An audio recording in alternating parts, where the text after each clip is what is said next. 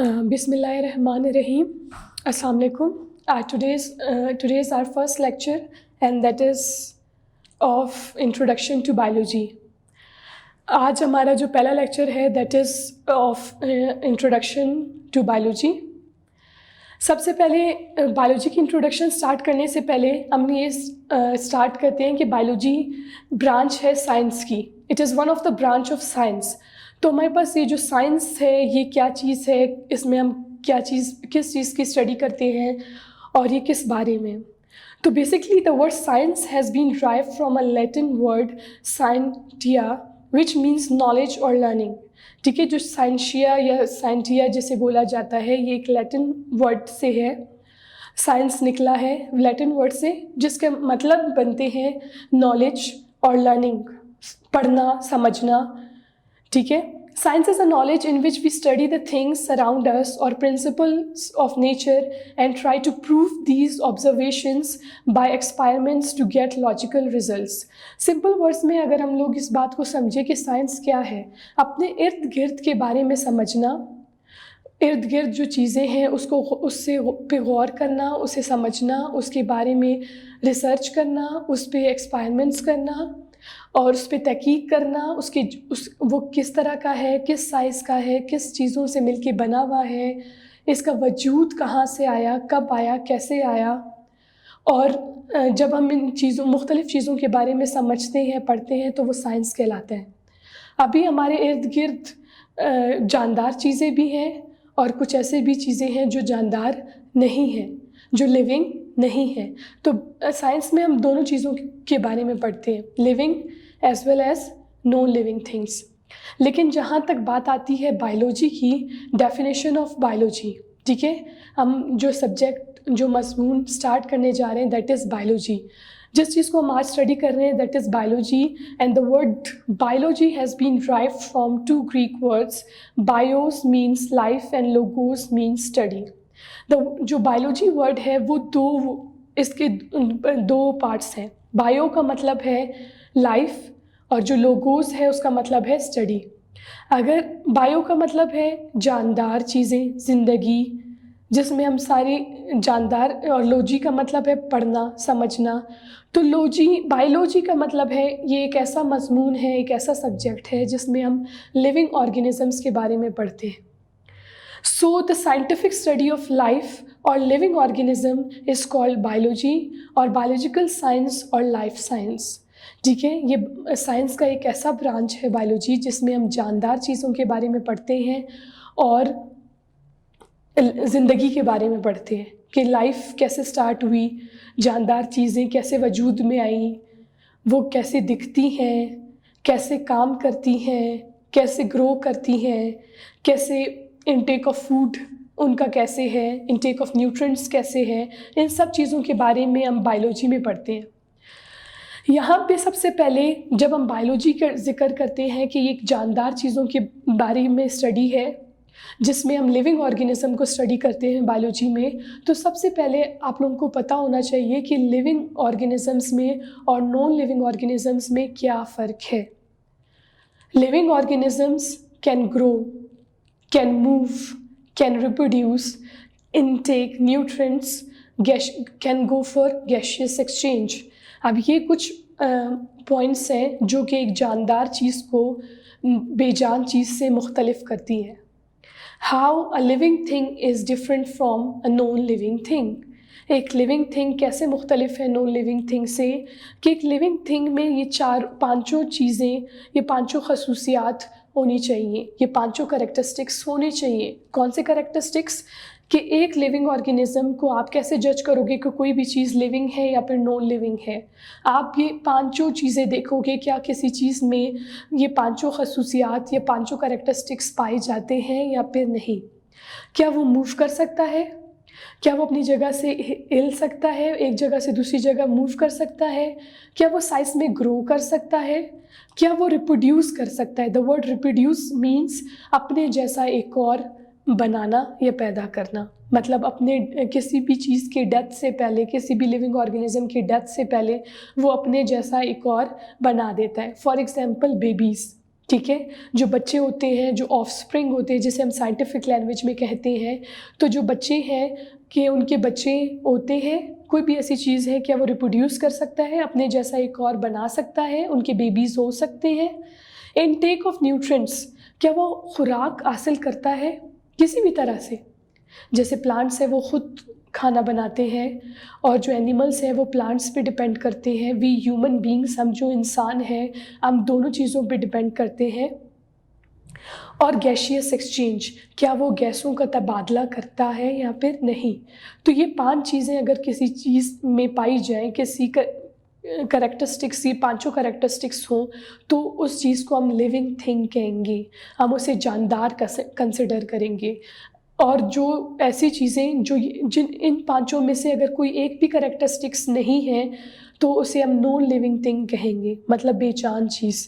अब जैसे कि अगर हम बात करें कैन मूव, ठीक है, अभी गाड़ी भी मूव कर सकती है, लेकिन गाड़ी क्या जानदार है या फिर बेजान, कैसे पता चलेगा कि गाड़ी मूव तो कर सकती है, लेकिन गाड़ी खुद ब खुद साइज़ में ग्रो नहीं कर सकती, गाड़ी अपने जैसा एक और नहीं बना सकती, रिप्रोड्यूस नहीं कर सकती। गाड़ी फ्यूल चाहिए गाड़ी को, ठीक है, पेट्रोल से वो चलती है, वो साइज़ वो मूव भी करती है, हिलती भी है, लेकिन वो गैशियस एक्सचेंज नहीं करती, गैसों का तबादला नहीं करती। इनटेक ऑफ ऑक्सीजन और रिलीज़ ऑफ कार्बन डाइऑक्साइड, जो मेन लिविंग थिंग्स में गैसेस का तबादला होता है, वो गाड़ी में नहीं होता। तो हम गाड़ी जो है हमारे पास वो नॉन लिविंग थिंग है। और दूसरी तरफ अगर हम देखें, हमारे पास पिक्चर्स में है इंसान है, कैट है, स्नेक है, बर्ड्स है, फिश है, ट्री है, प्लांट्स हैं। तो ये सारी चीज़ें हमारे पास लिविंग थिंग्स हैं, क्योंकि ये मूव भी कर सकती हैं, ग्रो भी कर सकती हैं, रिप्रोड्यूस भी कर सकती हैं, इनटेक ऑफ न्यूट्रिएंट्स, खुराक भी हासिल करती हैं, और गैशियस एक्सचेंज भी कर सकती हैं। दूसरी तरफ देखें तो आपके पास पिक्चर्स हैं, हमारे पास यहाँ पे पिक्चर्स हैं जिसमें ब्रश है, टेबल है, डॉल है, सॉक्स है, कार है। तो ये यहाँ पे अगर हम देखें तो ये जो चीज़ें हैं वो नॉन लिविंग थिंग है, because they can not move, they can not grow, they cannot reproduce, they cannot intake nutrients, and they cannot go for gaseous exchange. तो ये फ़र्क है जो कि living things को non living things से अलग करती है। Then comes division of biology. Biology जो subject है उसको 3 main branches में, divisions में divide किया गया है: botany, zoology, microbiology. Botany, zoology and microbiology are the 3 main divisions of biology. ये biology की 3 main divisions हैं।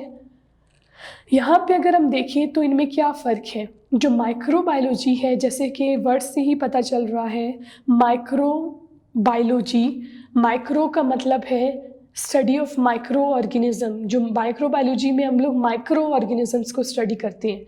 माइक्रो वर्ड का मतलब है ऐसे जानदार लिविंग ऑर्गेनिजम्स, या ऐसे जानदार हमारे पास जो चीज़ें जो कि बहुत छोटी हैं साइज़ में, जिससे हम नेकेड आइज से अपने आम आंखों से नहीं देख सकते जब तक कि हम उसे अंडर माइक्रोस्कोप ना देखें, ठीक है। वो सिर्फ ऐसे लिविंग ऑर्गेनिजम्स हैं जो सिर्फ माइक्रोस्कोप के अंडर नज़र आती हैं, ऐसे आम आंखों से हमें नज़र नहीं आते। तो ऐसे जो जानदार चीज़ें हैं जिनमें आती हैं बैक्टीरिया, फंजाई, प्रोटोजोआ, एल्गी, ये ऐसे लिविंग ऑर्गेनिज्म हैं जिनको हम आम आंखों से नहीं देख सकते, सिर्फ माइक्रोस्कोप के अंडर ये विजिबल है। तो इनकी स्टडी को कहा जाता है माइक्रोबायोलॉजी। ये भी जानदार है, ठीक है, ये भी लिविंग ऑर्गेनिजम्स हैं। वाई? बिकॉज हमने अभी थोड़ी देर पहले जिक्र किया है कि अगर कोई भी चीज़ ग्रो कर सकती है, मूव कर सकती है, रिप्रोड्यूस कर सकती है, इनटेक ऑफ न्यूट्रिएंट्स है, and there is also gaseous exchange in them, so all those things are called living organisms. और ये जो माइक्रो ऑर्गेनिजम्स हैं, बैक्टीरिया, फंजाई, प्रोटोजोआ, एल्गी, इनमें ये सारे करैक्टरिस्टिक्स हैं, ये भी लिविंग ऑर्गेनिजम्स हैं। और ये लिविंग ऑर्गेनिजम्स हम माइक्रोस्कोप के अंडर स्टडी करते हैं, और इसकी ख़ास डिवीज़न है बायोलॉजी में, दैट इज़ कॉल्ड माइक्रोबायोलॉजी। जो नेक्स्ट हमारे पास है डिवीज़न, दैट इज़ बॉटनी।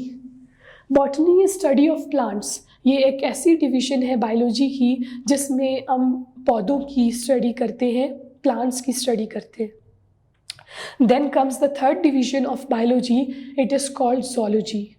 ये जो थर्ड डिवीजन है हमारे पास बायोलॉजी की, this one is called zoology। The word zoo use जो हुआ है first word, that is specially for the animals. ठीक है, ये जानवरों के लिए वर्ड यूज़ होता है और हम जानवरों की स्टडी को कहते हैं zoology, study of animals. Then comes branches of biology. फिर बायोलॉजी में वी सेड कि biology is the study of living organism. ये एक ऐसी ब्रांच है साइंस की जिसमें हम जानदार चीज़ों की स्टडी करते हैं, हम लोग लिविंग ऑर्गेनिज्म को पढ़ते हैं। तो लिविंग ऑर्गेनिज्म के बारे में मुख्तलिफ चीज़ें पढ़ते हैं, जैसे कि morphology, study of form and structure of a living organism. किसी भी लिविंग ऑर्गेनिज्म के फॉर्म और स्ट्रक्चर की स्टडी को कहा जाता है morphology. The term is morphology. ठीक है, ये जो पहली ब्रांच है बायोलॉजी की जिसको हम डिस्कस कर रहे हैं, this branch is called morphology. Morphology में हम किस चीज़ को स्टडी करते हैं? For example we are line. ठीक है, लाइन जो शेर जो है वो एक लिविंग ऑर्गेनिज्म है, हम उसकी स्टडी कर रहे हैं। तो एक शेर दिखता कैसे है? वो उसके 4 पैर हैं, वो 4 पैरों पे खड़ा है, उसकी 2 आंखें हैं, 2 कान हैं, एक मुंह है, उसकी बॉडी पर बाल हैं। तो वो जो बाहर से जिस तरह दिखता है वो उसका बेसिकली फॉर्म और स्ट्रक्चर है।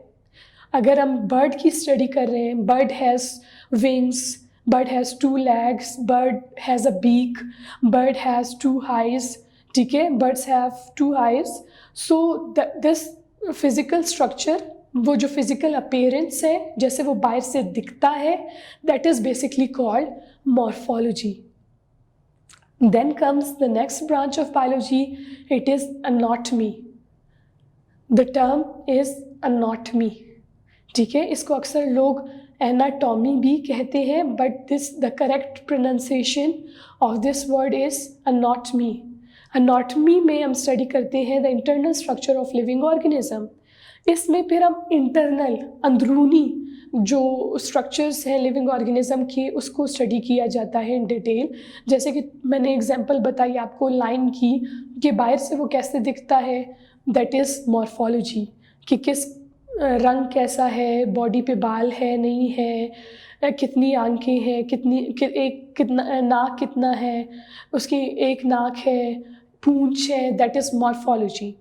लेकिन जब हम इसके अंदर से स्टडी करते हैं, फॉर एग्जांपल हम फ्रॉग जो है, मेंढक जो है, जिसके अक्सर ऑपरेट किया जाता है और बच्चों को अंदर से दिखाया जाता है प्रैक्टिकल में, तो ये उस एक हार्ट का स्ट्रक्चर अगर हम पढ़ें, उसकी किडनी का स्ट्रक्चर पढ़ें, फ्रॉग के स्टमक को स्टडी करें, उसके रिप्रोडक्टिव सिस्टम्स को स्टडी करें, अंदर से अंदरूनी जो जितना भी स्ट्रक्चर है, that comes in branch anatomy. कि हम उस लिविंग ऑर्गेनिज्म की अंदर से स्टडी कर रहे हैं।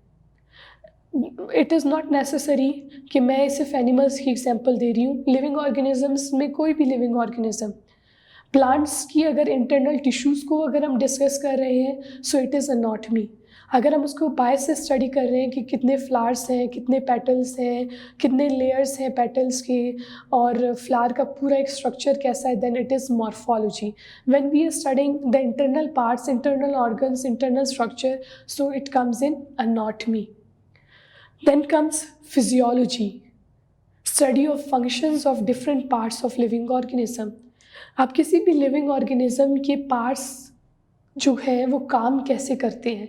For example if we are discussing the human, ठीक है, एक इंसान को हम डिस्कस कर रहे हैं, सो हमारा जो हार्ट है या फिर ह्यूमन किडनी है या फिर ह्यूमन स्टमक है, वो कैसे फंक्शनल है, वो काम क्या करता है। ठीक है, अगर स्टमक है उसका काम डाइजेशन का है, ठीक है, वो खाना डाइजेस्ट करता है। अगर ह्यूमन हार्ट है तो ह्यूमन हार्ट का काम है ब्लड पंप करना। अगर किडनी है तो वो सारा जो है फिल्ट्रेशन का काम कर रही है। तो ये जो सारे फंक्शन से रिलेटेड बातें हैं, that comes in branch physiology. हम उसको ये इस ब्रांच में हम फिजियोलॉजी में हम किसी भी पार्ट के फंक्शन को डिस्कस करते हैं। ह्यूमन आई है फॉर एग्जांपल, जो हमारी आंखें हैं वो कैसे फंक्शन कर रही हैं। कैसे हम किसी भी चीज़ को रिसीव करते हैं और वो ब्रेन तक मैसेज जाता है, वो चीज़ हमें दिखती है, ठीक है। तो ये सारा मैकेनिज़्म जो है कि कोई भी पार्ट कैसे काम कर रहा है, that comes in branch physiology. Then the next branch that we have is embryology.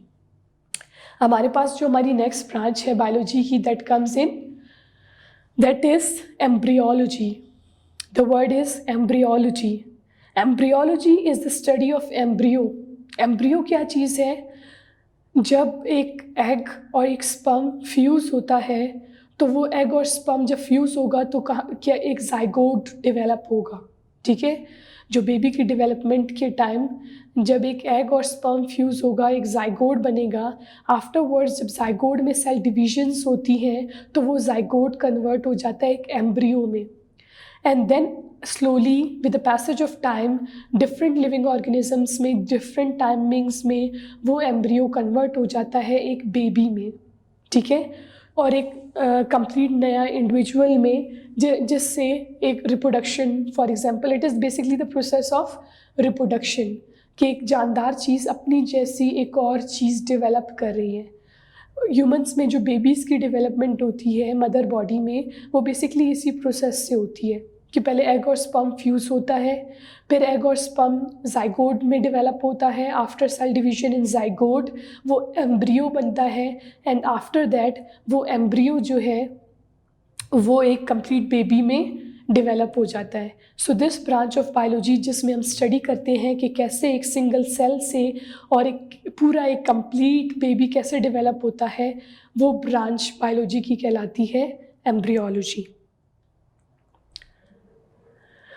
Yes, now the next branch of biology, that is taxonomy. The term is taxonomy.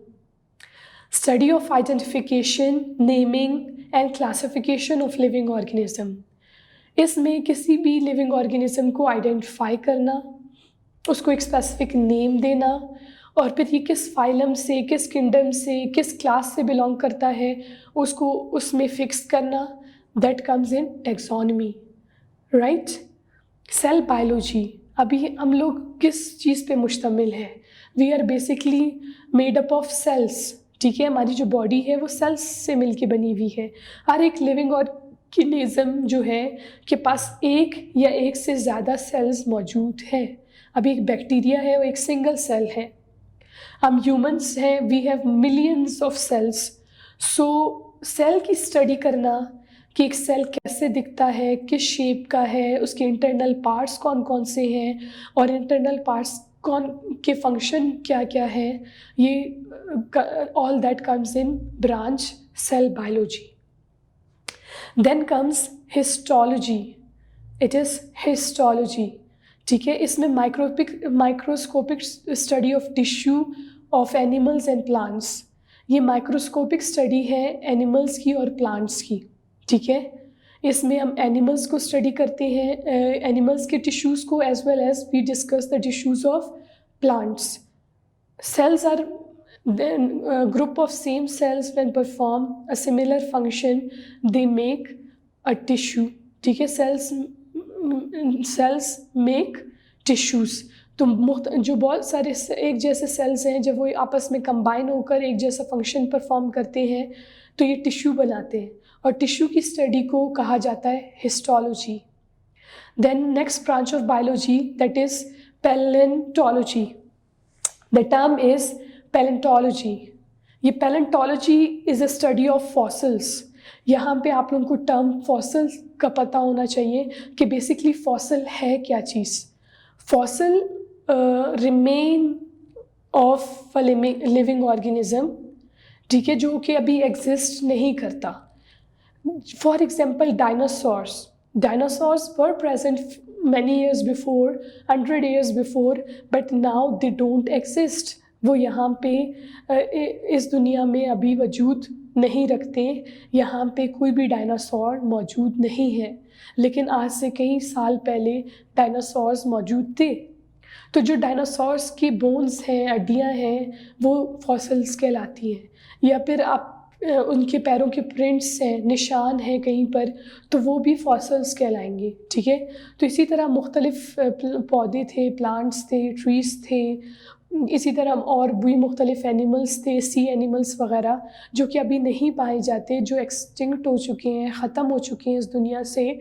उनके जो रिमेन्स हैं, बाकी बची कुची कुछ चीज़ें हैं, बोन्स हो गई, फुटप्रिंट्स हो गए, कोई पार्ट लीफ है या लीफ का प्रिंट है, that all comes in fossils. और फॉसिल्स की स्टडी करना, फॉसिल्स को पढ़ना, समझना, उससे अंदाज़ा लगाना कि ये जो लिविंग ऑर्गेनिज़म है वो कितने साल पुराना है, इसे कहा जाता है पैलेंटोलॉजी।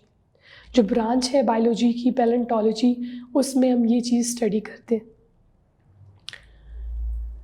ब्रांच ऑफ बायोलॉजी में इन्वायरमेंटल बायोलॉजी।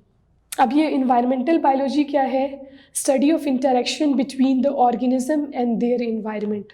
अब लिविंग ऑर्गेनिज्म जिस इन्वायरमेंट में रहते हैं, जिस माहौल में रहते हैं, वहाँ पे उनका आपस में भी ताल्लुक़ है, उनका बाकी जानवरों के साथ भी ताल्लुक़ है, उनका जो है प्लांट्स के साथ भी ताल्लुक़ है, और उनका जो है अपने आसपास के इन्वायरमेंट में सनलाइट की भी उनको ज़रूरत है। लिविंग ऑर्गेनिजम्स को उनको पानी की भी ज़रूरत है। वो सॉइल पे भी डिपेंड करते हैं, जैसे पौधे हैं वो सॉइल के बग़ैर, मिट्टी के बग़ैर नहीं रह सकते।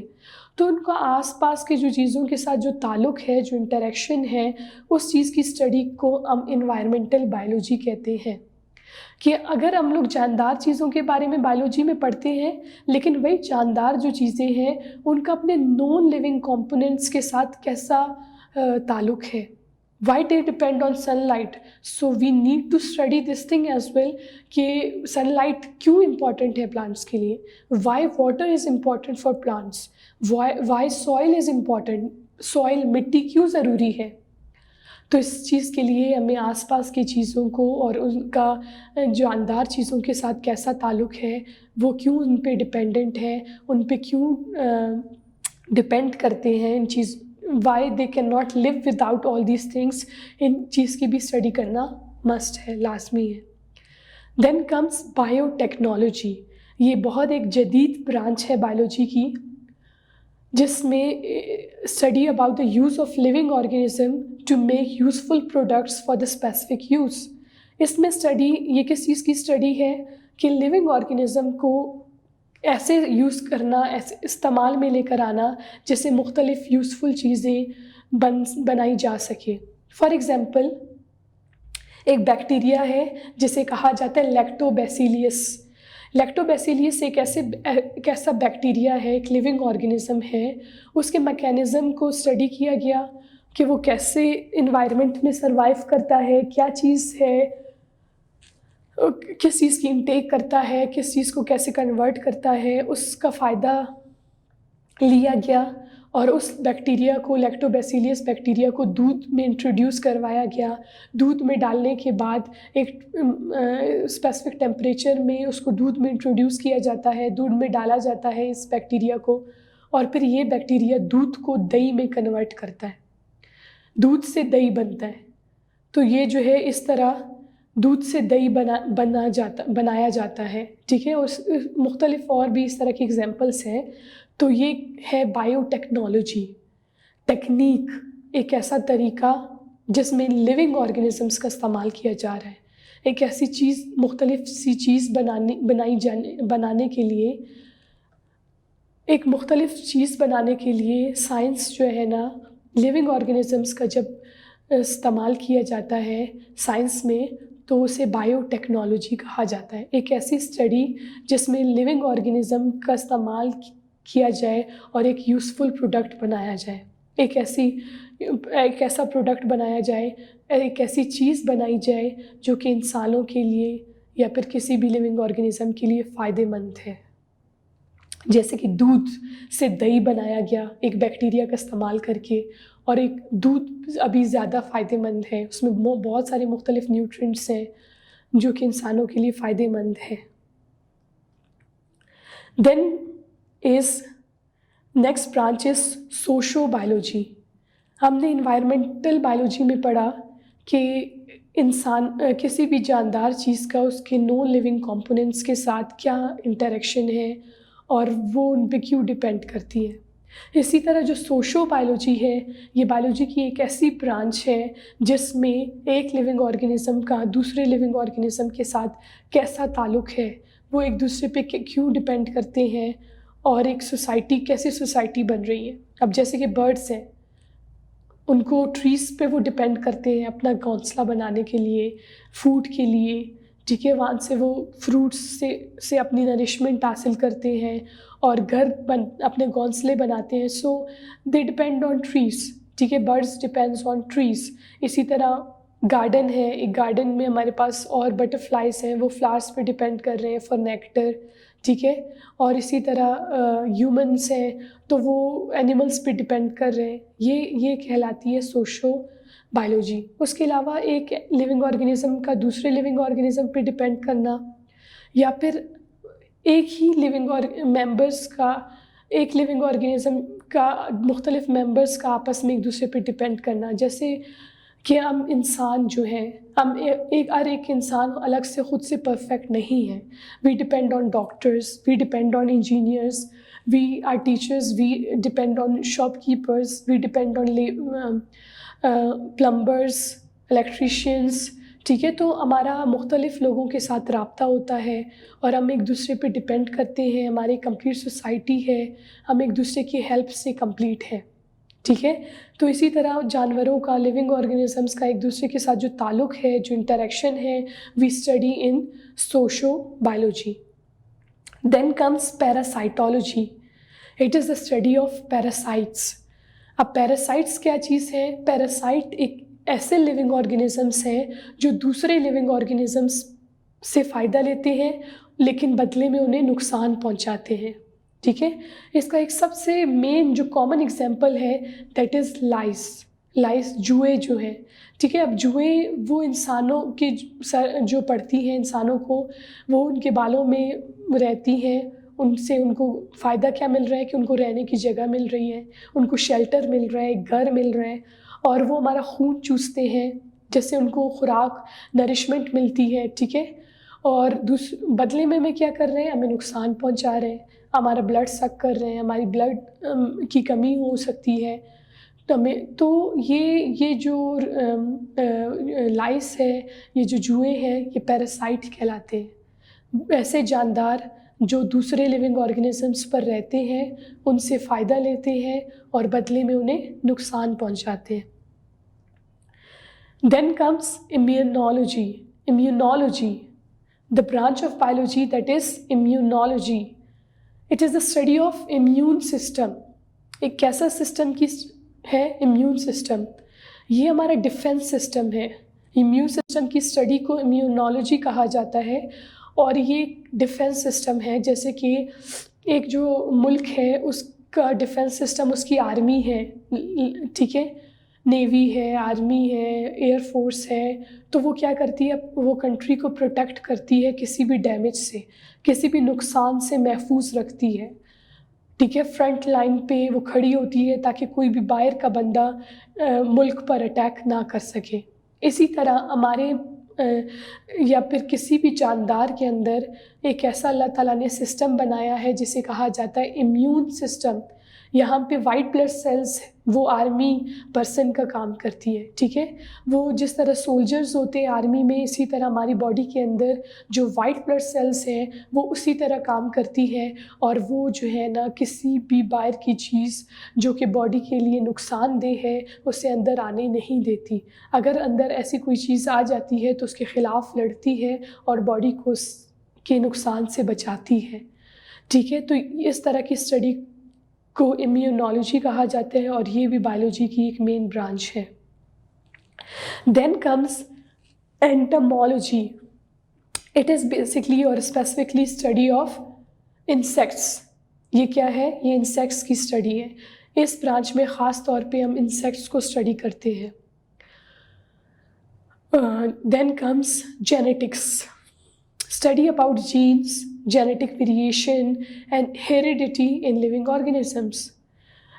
जैसे कि आपको पता है कि हम लोग या फिर कोई भी लिविंग ऑर्गेनिज्म है वो अपने पेरेंट्स जैसा दिखता है, ठीक है। अगर ह्यूमन बींग्स की हम इंसानों की एग्जांपल लें तो वी रिजेंबल आर पेरेंट्स, हम हमारे कुछ फीचर्स जो हैं, कुछ करेक्टरिस्टिक्स जो हैं वो फादर जैसे हैं और कुछ मदर जैसे, ठीक है। तो इससे पता चलता है कि कोई ऐसी चीज़ है जो हमें पेरेंट्स से बच्चों में ट्रांसफ़र हो रहा है, वो जो करेक्टरिस्टिक्स ट्रांसफ़र करने वाला जो हमारे पास आप बोलो मटेरियल है, दैट इज़ डीएनए।